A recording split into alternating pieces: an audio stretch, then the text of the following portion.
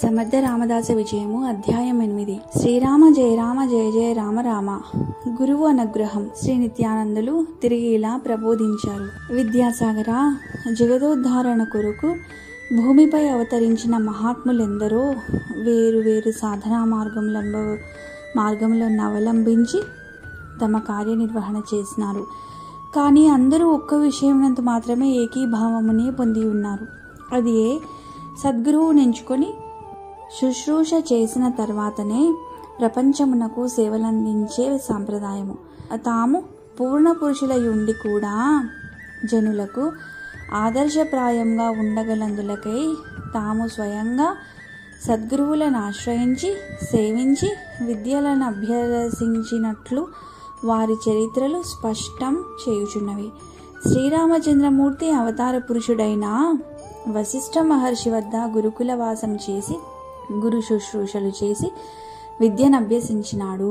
అట్లే విశ్వామిత్రుని కూడా సద్గురువుగా భావించి సేవించి అస్త్ర విద్యకు మెరుగులు పెట్టుకున్నాడు. శ్రీకృష్ణావతారంలో సాందీప మహర్షిని గురువుగా వరించినారు. విద్యాభ్యాసం పూర్తి చేసుకున్న తర్వాత గురుదేవులకు గురు దక్షిణ కూడా సమర్పించుకున్నట్లు మనకు భాగవతం నుండి తెలుస్తున్నది. ఆది కాలం నుండి ఈ గురు శిష్య పరంపర ఇదే విధంగా ఈనాటికి కొనసాగుతున్నది. అలాగే శ్రీ సమర్థ రామదాస స్వామి కూడా భగవదంశ సంభూతులు. ఒక దివ్య ప్రణాళిక ప్రకారం అస్తవ్యస్తంగా ఉన్న మన భారతదేశ పరిస్థితులను చక్కచేయుటకై భూమిపై ఉద్భవించినారు. తన కర్తవ్య నిర్వహణ విషయంలో సరియగు ఆదేశము కావలియు దాని అమలునకై తగిన శక్తి సముపార్జన చేయుటకు సద్గురువును ఆశ్రయించి మంత్రోపదేశము పొందవలెనని చాలా తపన పడినాడు. అటువంటి మహాపురుషులు దివ్య పురుషులకు సాష్టాంగ వందనములు ఆచరించి ముందుకు సాగుదాం అని శ్రీ నిత్యానందులు ప్రబోధించి వారందరికీ మనసారా నమస్కరించినారు. నమస్కార విధులు. విద్యాసాగరుడు కూడా వారితో కలిసి నమస్కరించుకొని ప్రత్యక్ష గురువులైన నిత్యానందులకు సాష్టాంగ వందనము ఆచరించి ఇలా ప్రశ్నించాడు. గురుదేవా, వందనములు ఎన్ని విధములు? అవి ఆచరించే సందర్భములు విధానములు కూడా విపులముగా తెలియచేసి తర్వాత కథను ప్రారంభించమని మరీ వినయంగా వేడుకొన్నాడు. చిరునవ్వుతో నిత్యానంద స్వామి, చిరంజీవా, నమస్కారములు 4 విధములుగా శాస్త్రమునందు చెప్పబడి ఉన్నవి. అవి సాష్టాంగం, పంచాంగం, త్రయంగం, ఏకాంగం. వారిని సవివరంగా తెలుపదను విను. సాష్టాంగం అనగా 8 అంగములతో చేయు నమస్కారం అని అర్థం. ఉరస, శిరస, మనస, దృష్ట్యా, వచస, తదా పద్భ్యాం, కరభ్యాం అంగములతో చేయు నమస్కారము అని అర్థము. శ్లోకము. ఉరస శిరస మనస దృష్ట్వా వచస తథా పద్భ్యాం కరాభ్యాం కర్ణాభ్యాం ప్రణామోష్టాంగ ఉచ్యతే. మనసులో గురునామము తలుచుకొని వాక్కుతో గోత్ర ఋషిని తండ్రి నామమును లేక గురునామమును ఉచ్చరించుచు ప్రణామములు తెలుపుచు 2 నేత్రములచే గురు పదములందు దృష్టి నిలిపి రొమ్ము, శిరము, 2 చెవులు, 2 కాళ్ళు, 2 చేతులు అను 8 అంగములను దండం వలె నేలపై పడవేసి చేయు నమస్కారమును సాష్టాంగ నమస్కారం అని అంటారు. పంచాంగ నమస్కారం అనగా శిరస్సు, చేతులు, మోకాళ్లతో చేయు నమస్కారం. 3వది 3 అంగములతో చేయు నమస్కారం. 2 చేతులు జోడించి శిరస్సును వంచి చేతులను శిరస్సునకు ఆనించి చేయు నమస్కారం. ఇక 4వది ఏకాంగంతో చేయు నమస్కారం అనగా శిరస్సు మాత్రమే వంచి నమస్కరించు విధానం. ఈ నమస్కారములు ఎవరికి ఏ విధంగా చేయవలెనో కూడా ఇప్పుడు చెప్తాను, విని తెలుసుకో. తల్లిదండ్రులకు, గురువులకు, గురువుతో సమానమైన వృద్ధులైన బంధువులకు, వేద వేద్యా పారంగతులైన పండిత వర్యులకు, యోగులకు, దైవానికి తప్పక సాష్టాంగ నమస్కారమే చేయదగి ఉన్నది. ఇది పురుషులకు మాత్రమే వర్తించును. స్త్రీలకు సర్వత్రా పంచాంగ నమస్కారమే విధించబడినది. తనతో సమానమైన వారిని గౌరవించుట కొరకు చేయు నమస్కారము 3 అంగములతో చేయవలెను. తనకన్నా తక్కువ హోదాలోనున్న వారు చేయు నమస్కారమును స్వీకరించినప్పుడు శిరస్సుతో మాత్రమే ఏకంగా నమస్కారం చేయవలెను. అనగా రాజభటులు పూర్తిగా వంగి రాజునకు నమస్కరించెదరు. రాజు శిరస్సు పంకించి స్వీకరించును, కానీ ప్రతి నమస్కారం చేయడు. నారాయణ ఆకాంక్ష. విద్యాసాగర, ఇక మన సమర్థుల కథను ప్రారంభించెదను. నారాయణ సహజంగా బాల్యము నుండియే భగవద్భక్తి పరుడై ఉండెను. నిరంతరము శ్రీరామ శ్రీరామ అను నామమును స్మరించుచుండెను. విద్యాభ్యాస సమయంలో కలిగిన జ్ఞానము వలనను తండ్రి చనిపోవుట వలనను అతనికి విరక్తి కలిగినది. ఈ సంసార బంధంలో చిక్కుకొనరాదని అప్పుడే నిర్ణయించుకున్నాడు. రోజులు గడుస్తున్న కొలది అతనిలోని విరక్తి భావము వృద్ధి పొందసాగెను. ప్రతిదినము ఎందరో భక్తులు అతని సోదరులైన శ్రేష్ఠ గంగాధరుని వద్దకు వచ్చి నామోపదేశం పొంది వెళ్ళేవారు. శ్రేష్ఠుడు ఉత్తమమైన శ్రీరామ మంత్రోపాసకుడు, పరమ భక్తుడని ప్రఖ్యాతి చెందినాడు. ప్రజలతనిని భగవదవతారముగాను భాగవతోత్తమునిగాను కొలిచేవారు. వయస్సు చిన్నదైనప్పటికీ గ్రామంలోని పెద్దలు, పిల్లలు, ఇతర గ్రామవాసులు వారిని కలిసి అపరిమితమైన గౌరవము ప్రకటించేవారు. వారతని పట్ల ఎంతో భక్తి ప్రపత్తులతో మెలిగేవారు. ఏ విధమైన సమస్య తల ఎత్తినా వారు శ్రేష్ఠుని సలహాను కోరుచుండేవారు. ఇదంతా గమనిస్తున్న నారాయణ తన సోదరుని చేరి పాదాభివందనం చేసి తనకు కూడా మంత్రోపదేశం చేయవలసినదిగా ప్రార్థించాడు. శ్రేష్ఠుడు సోదరునికి అనునయంతో నచ్చచెప్పాలని, నారాయణ, నీవింకా చిన్నవాడవు, ఇప్పుడేమి తొందర, కొంతకాలం తర్వాత నీ అభీష్టం మేరకు ఉపదేశిస్తాను అని సమాధానం చెప్పాడు. అన్నగారి మాటల యందు గౌరవం ఉంది, కానీ నారాయణ తన అభిప్రాయాన్ని ఇలా చెప్పాడు. సోదరా, సమయం వృధా కావడం నాకు ఇష్టం లేదు. ఇప్పుడే నాకు మంత్రం ప్రసాదించుమని పట్టుపట్టాడు. అన్నగారు, నాయనా, నీకు మంత్రోపదేశంనకు ఇంకనూ సమయం రాలేదు. దానికి తగిన పాత్రత నీకింకా సమకూరలేదు.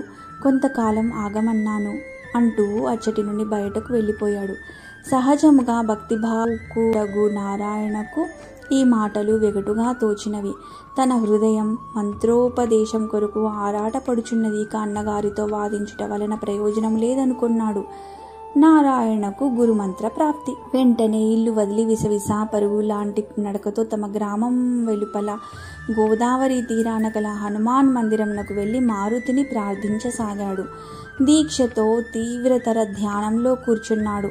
కొంత సమయం తర్వాత ఆంజనేయ స్వామి ప్రత్యక్షమై అతని తల నిమురుచూ, చిరంజీవి, ఏలనయ్యా ఇంత చింత, మంత్రోపదేశం కొరకు ఇంత తొందరెందుకు పడుతున్నావు? నీవు ఇంకా చిన్నవాడవు, కొంతకాలం ఓపిక పట్టు, సమయం ఆసన్నమైనప్పుడు ఆ ప్రభువు తప్పక అనుగ్రహించుతారు అన్నాడు. నారాయణ వెంటనే స్వామి పాదాలను గట్టిగా పట్టుకొని, తండ్రి, నాకు సమయం వృధా కావడం ఇష్టం లేదు. నా హృదయం మంత్రదీక్షకై వేగిరపడుచున్నది. ఏమి చేస్తున్నా ఈ చింత నన్ను వీడడం లేదు. స్వామి, నాపై కరుణతో మంత్రదీక్ష ఇప్పించండి. కాలాన్ని వృధా చేసి ఆగే ఓపిక నాకు లేదు. నేనెంతకాలం ఆగలేను స్వామి అంటూ ప్రాధేయపడినాడు. తన సోదరుడు ఎందరికో మంత్రోపదేశం చేస్తున్నాడు, తనకి మాత్రం చేయడానికి ఇష్టపడలేదని బాధపడినాడు. అతి చిన్న వయసులో మంత్రదీక్ష కొరికిట్లు కన్నీరు మున్నీరుగా విలిపిస్తున్న నారాయణుని చూచి మారుతి హృదయం ద్రవించింది. ఆ చిన్నవాని ఆవేదన, నిశ్చలమైన భక్తి, నిర్మల హృదయాన్ని చూచి బాలుడు నా అంశతో జన్మించినవాడు, జగదోద్ధరణకై అవతరించినవాడు, ఇతనికి కలిగిన శుభేచ్ఛను అభివృద్ధి చేయాలి అని యోచించి శ్రీరామ ప్రభువును ప్రార్థించాడు. శ్రీరాముడు అవ్యాజ కరుణాపూరితుడై వెంటనే దర్శనమిచ్చాడు. మారుతి ప్రభువుకి నమస్కరించి, ప్రభు, ఈ చిన్నవాడు మీ సంకల్పంతో నా అంశతో జన్మించినవాడు, ధర్మ సంస్థాపన కొరకు మీచే నిర్దేశించబడిన జీవి. తండ్రి దయతో తమరు స్వయంగా ఇతనికి మంత్రదీక్షను ప్రసాదించవలెను, శరణు శరణు అంటూ ప్రార్థించాడు. ఆ దర్శనంతో నారాయణ పులకించాడు. సంభ్రమాశ్చర్యములతో ఆ దివ్య పురుషుని రూపాన్ని దర్శించాడు. ఏమి కూరవలెనో తెలియక అలాగే చూచుచుండగానే శ్రీరాముడే వానిని తన ఒడిలో కూర్చుండపెట్టుకున్నాడు. అతనిపై కృపాదృష్టిని సారించాడు. శ్రీరాముని హస్తస్పర్శకు తల్లి తండ్రి ప్రేమలు కూడా సాటిరావనిపించింది నారాయణకు. శ్రీరాముడు అతని తలపైనను వెన్నుపైనను నిమురుచు శ్రీరామ జయ రామ జయ జయ రామ రామ అను దివ్యమైన త్రయోదశాక్షరి మంత్రమును ఉపదేశించి దీవించినాడు. నారాయణునితో కుమారా, భూమండలమంతటను దాంధులు రాజ్యమేలుచున్నారు. అధర్మ మార్గంలో నడుచుచు మత ద్రోహమునకు తలపెట్టి ఉన్నారు. తద్వారా సజ్జనులను, సాధువులను, శాంతచిత్తులైన భగవద్భక్తులను వేధించుచున్నారు. నీవు పరిపూర్ణ వైరాగ్య వృత్తిలో కృష్ణానది తీరంన నివసించుచు ఉపాసన మరియు జ్ఞాన మార్గములను అభివృద్ధి గావించి లోకోత్తరణ చేయి. నీకు సర్వదా నా అండదండలు మారుతి సహాయ సహకారములు ఉంటాయని ఆశీర్వదించి ధనుర్బాణములు, ఒక జపమాల, కాషాయ వస్త్రము, రామనామాంకితమైన సువర్ణ పత్రమును అనుగ్రహంతో ప్రసాదించారు. మరియు ఇలా బోధించారు. నాయనా చిరంజీవా, అధర్మపరులను, దుష్టులను, మతోన్మాద శక్తులను అణుచుటకు, సుస్థిర సనాతన ధర్మ సంస్థాపనకు లయకారకుడైన శివుని అంశతో పుట్టిన ఒక రాజు నీ వద్దకు వస్తాడు. అతనికి నీవే మంత్రోపదేశం చేసి ధర్మ సంస్థాపనకు నియోగించు. మీ ఇరువురి శక్తి సామర్థ్యాలు చిరకాలం జగత్తులో కీర్తించబడతాయి. మీరు ప్రజలను వెలుగుబాటలో నడిపిస్తారు. చిరంజీవా, ఇకపైన నీవు రామదాసు అనే దీక్షానామముతో ప్రఖ్యాతి కాంచెదవు అని ఆశీర్వదించినారు. ఆ దివ్యానుభూతి నుండి నారాయణుడు తేరుకునే లోపునే శ్రీరాముడు అంతర్ధానమైనాడు. మారుతి ఆ చిన్నవానికి శ్రీరామానుగ్రహం కలిగినందులకు ఆనందంతో పరవశించినాడు. ప్రభు తన వేడుకోలును మన్నించి ఇతనికి ఉపదేశము, ఆదేశము, ప్రసాదము, దీక్షానామమును ఒసగి ఆశీర్వదించుట విని అతి ప్రసన్నుడైనాడు. ధన్యుడవు నాయనా, ధన్యుడవు. ప్రభు ఆజ్ఞా ప్రకారం నడుచుకో, నా సహాయం నీకెల్లప్పుడూ ఉంటుంది అని ఆశీర్వదించి అదృశ్యుడైనాడు. నారాయణ అపూర్వ దృశ్యము కన్నుల ముందు కదలాడగా దానినే మననం చేసుకుంటూ శ్రీరామనామ జపంలో లయమైనాడు. క్రమేణా కొంతసేపటికి నిద్రలోనికి జారుకున్నాడు. అప్పటికే అతని శరీరం అలసిపోయినది, కానీ అంతరంగం మాత్రం అమితమైన దివ్యశక్తితో నిండిపోయింది. అలాగే ఆ ప్రదేశంలోనే అచేతనంగా ఉండిపోయినాడు. అప్పటికే చాలా ప్రొద్దుపోయినది. ఎంత రాత్రైనా నారాయణ ఇంటికి రాకపోయేసరికి తల్లి చాలా ఆందోళన పడసాగింది. శ్రేష్ఠుడిని పిలిచి, నాయనా, నారాయణ ఈరోజు ఉదయమనగా బయటకు వెళ్ళినాడు, ఇంతవరకు రాలేదు.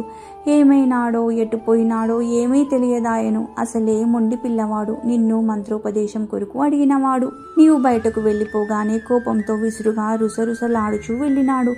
నాయన బయటకు వెళ్ళి ఊరిలో విచారించిరా అని ఆదేశించింది.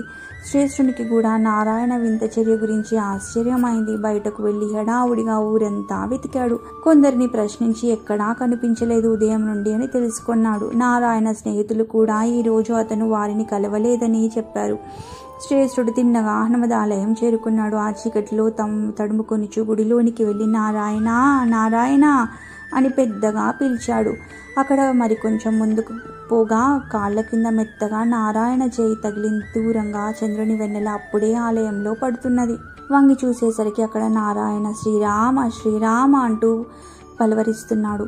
అతనిని భుజాన ఎత్తుకుని ఇంటికి వచ్చినాడు. నారాయణ చేతిలో జపమాల, ధనస్సు, కాషాయ వస్త్రం, రామనామాంకిత స్వర్ణపత్రము ఇవన్నీ చూస్తూ తన తమ్మునికి శ్రీరామానుగ్రహం కలిగిందని అర్థమైంది. అలాగే ఇంటికి వచ్చి తల్లికి అప్పగించాడు. తమ్మునికి కలిగిన అదృష్టంను తల్లితో చెప్పాడు. ఆమె అపరిమితానందమును పొందుచూ పరవశించినది. అంతలో నారాయణకు మెలకువ కలిగి పూర్తి జాగ్రత్తావస్థ కలిగినది. జరిగినదంతా తన తల్లికి, సోదరునికి వివరించాడు. వారు అతని పట్టుదలకు, దీక్షకు మెచ్చుకున్నారు. అది మొదలు నారాయణ అల్లరి పూర్తిగా మాని ప్రతిదినం హనుమదాలయంలో కూర్చొని జపం చేస్తూ మారుతితో ఆధ్యాత్మిక చర్చలు చేస్తుండేవాడు. ఇలా రోజుల తరబడి సాగినది. తిండి తిప్పలు అసలు పట్టించుకోకుండా నిత్యం సాధనతో గడిపేవాడు. ఎప్పుడో ఇంటికి రావడం, ఏదో తినడం, తిరిగి ఆలయానికి వెళ్ళిపోవడం చూస్తూ తల్లి ఎంతో బాధపడేది. గ్రామంలోని వారందరికీ నారాయణ ప్రవర్తన ఆశ్చర్యాన్ని కలిగించింది. అందరూ అతనిని శ్రీరామానుగ్రహం పొందిన వాడిని తెలుసుకున్నారు. గ్రామంలోని వారందరూ అతనిని రామదాసు అని కూడా పిలవసాగినారు. శ్రేష్ఠునికి ఇచ్చినంత గౌరవం ఇవ్వసాగినారు. శ్రేష్ఠుని వివాహం. ఇది ఇలా ఉండగా శ్రేష్ఠునికి వివాహ ప్రయత్నం చేసినది తల్లి. బ్రాహ్మణులను పిలిపించి మంచి ముహూర్తము నిర్ణయింపచేసింది. చక్కని బ్రాహ్మణ కన్యను వెదికి అత్యంత వైభవంగా వివాహం జరిపించారు. శ్రేష్ఠుని శిష్యులు, వారి బంధువులు, చుట్టుప్రక్కల గ్రామాల వారు అందరూ ఆ వివాహానికి వచ్చినారు. అందరూ ఎనలేని ఆనందాన్ని పొందారు. వధూవరులు చూడముచ్చటగా ఉన్నారన్నారు. వధువు సాక్షాత్ లక్ష్మీదేవి వలె ఉందన్నారు. తర్వాత అందరూ రేణుబాయి వద్ద సెలవు తీసుకున్నారు. ఇంత హంగామా జరుగుచున్న నారాయణ ఈ శుభకార్యంలో ఎక్కువగా పాల్గొనలేదు.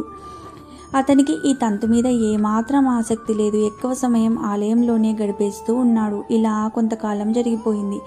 ఒకనాడు తల్లి నారాయణతో ఇంటి పట్టున ఉండి అన్ని వ్యవహారములలోనూ అన్నకు చేదోడు వాదోడుగా ఉండమని కోరినది. విద్యాసాగర, నారాయణ వలెను నీ వలెను చిన్న వయస్సులోనే సద్గురువు మంత్రోపదేశం లభించినచో మంత్రజపమునకు అనువుగా నుండి చక్కగా సాధన చేయవచ్చును.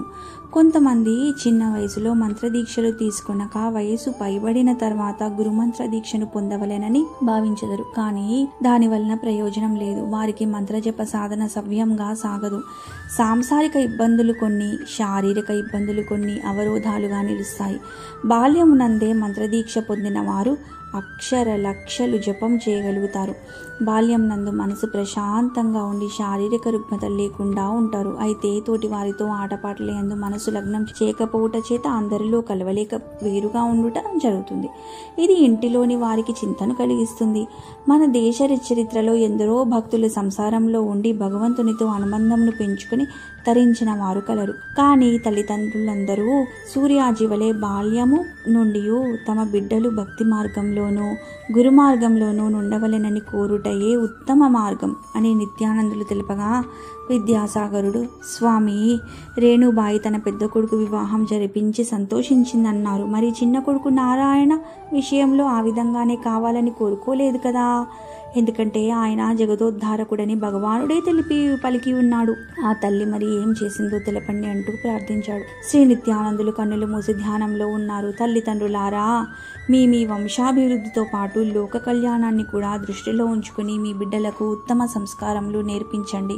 మీ బిడ్డలు 10 మందికి తోడ్పడుట, సమాజ హిత కార్యములలో పాల్గొనుట, సేవాభావముతో నుండుట, సంఘీభావముతో నుండుట, రోగుల పట్ల నిస్సహాయుల పట్ల జాలిపడుట, సామూహిక సత్కార్యములలో పాలు పంచుకొనుట, దైవ కార్యాల పట్ల ఆసక్తితో నుండుట, గురువుల పట్ల పెద్దల పట్ల గౌరవ ప్రపత్తులు కలిగి మెలుగుట, ఇవన్నీ ఉత్తమ సంస్కారములనబడును. ఇందులో ఏ కొన్నింటిని కలిగి ఉన్నప్పటికీ వారు క్రమంగా సన్మార్గము మందు పయనించి వంశానికి సత్కీర్తిని సంపాదించగలరు. అందువలన తల్లిదండ్రులు పిల్లలను గుడికి పోవద్దని, పెద్దలైన గురువుల వద్దకు పోవద్దని చెప్పటం వారి బంగారు భవిష్యత్తును పాడు చేసిన వారే అవుతారు. రండి, నామస్మరణం చేయండి.